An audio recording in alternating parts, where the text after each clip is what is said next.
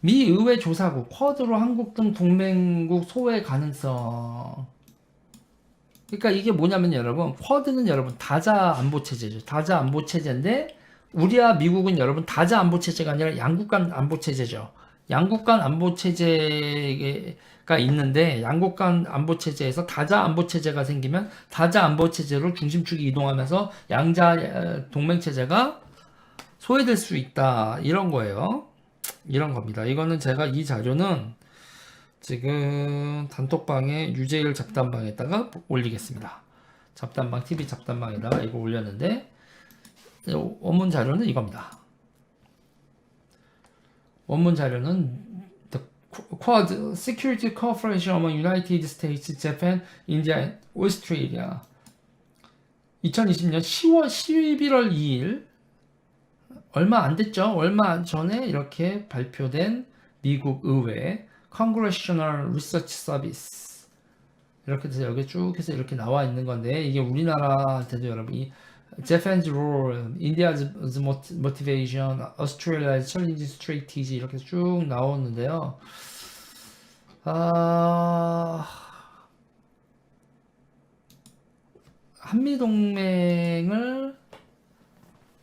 한미동맹이 유의미한 동맹으로 남기 위해선 우리가 외교를 참 잘해야 되는 상황이다.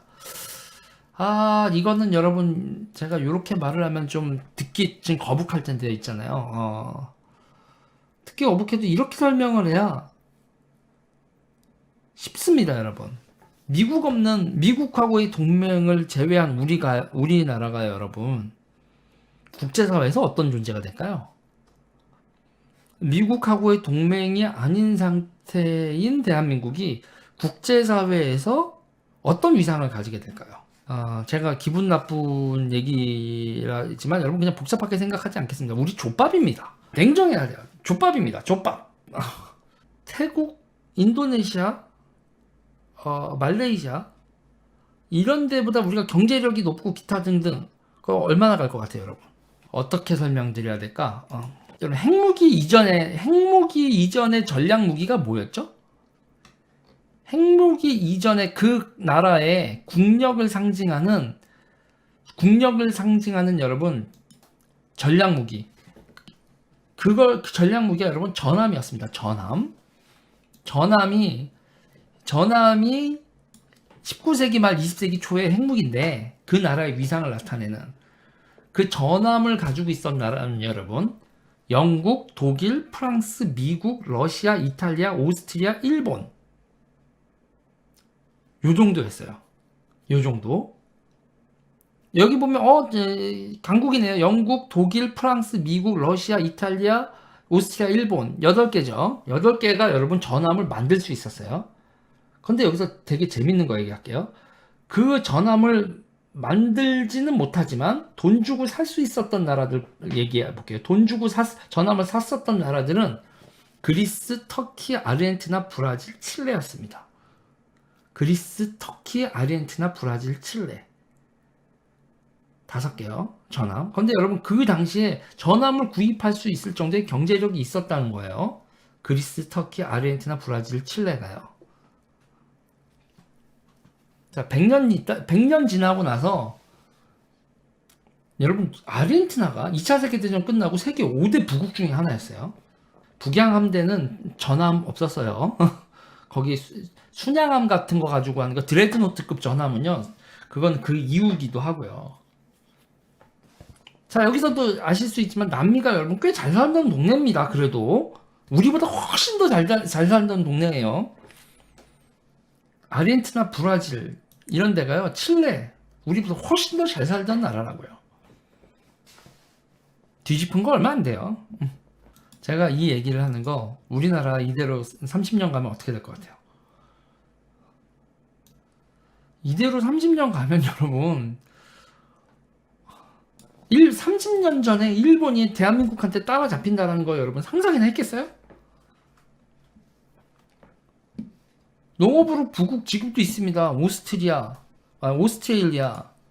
여러분 네덜란드가 농업 부국이라는 거 아세요?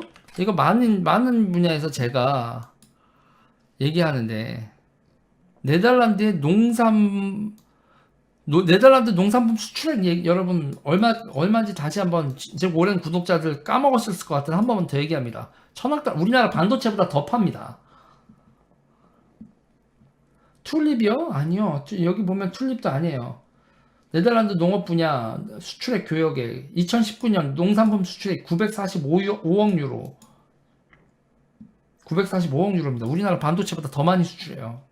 독일로 팔고 벨기에로 팔고 영국으로 팔고 프랑스로 팔고 이렇습니다. 화해 등 관상 수출이 높다고 하지만 100억 달러가 안 되고요. 육류 88억, 계란, 유제품 86억, 채소 73억, 과일 62억. 근데 여기서 중요한 건 뭔지 아십니까, 여러분? 네덜란드가 곡물은 수입합니다. 곡물은 아마 수입하는 걸로 알고 있어요. 곡물. 밀이나 이런 건요. 밀, 쌀. 우리의 주식이긴 하지만 값이 싸잖아요. 주식이지만 값이 싸잖아요. 농산물 중에서 그거 빼놓고 나머지 것들에 집중해서 무역 수지로 흑자를 내는 나라. 네덜란드하고 우리나라하고 땅이 어디가 더 넓어요? 면적이 여기는 4만 1000이네요. 4만 1526. 우리나라의 40% 정도입니다. 인구는 1700만 명 살고. 아무튼 저는 이런 얘기를 하는 게 뭐냐면, 그러니까 우리나라가 미국하고 동맹에서 이탈을 한다. 그 얘기를 하다 옆으로 했죠. 그 얘기를 했는데, 우리가 미국하고 동맹을 빼놓고 우리나라를 생각한다? 역사의 흐름으로 좀 봐야 된다. 지금 상태에 도취될 일이 아니라는 거죠. 그리고 우리나라 주변에 있는 나라, 일본이라든지 중국이라든지 러시아, 일본, 중국, 러시아 이 주변 나라들을 봤을 때 우리나라가 일본과 중국과 러시아가 우리를 무시하지 못하게 만드는 결정적인 요인이 어디서 나오냐는 거야. 환장하겠어. 중국이 우리나라를 무시 못하고 일본이 우리나라를 함부로 하지 못하고 러시아가 우리를 함부로 하지 못하는 이유가 뭐겠냐. 우리가 잘나서? 그래, 우리가 잘나기도 했지. 우리가 미국하고의 동맹을 관리 못하고 만약에 그냥 우리나라를 동맹급으로 그냥 또 우리의 자체적인 힘으로가 아니라 여기서 우리의 외교 역량도 우리의 힘이죠. 왜 자꾸 미국하고의 동맹을 끊으려고 그래? 이 그지 같은 지정학적 위치에서 살면서. 그리고 무엇보다도 여러분, 미국이 우리한테 간섭질을 해도요, 가까이 있는 나라가 아니라고. 진짜 가깝게 뒤지겠다. 여러분 좋아요 눌러주세요. 구독 눌러주세요.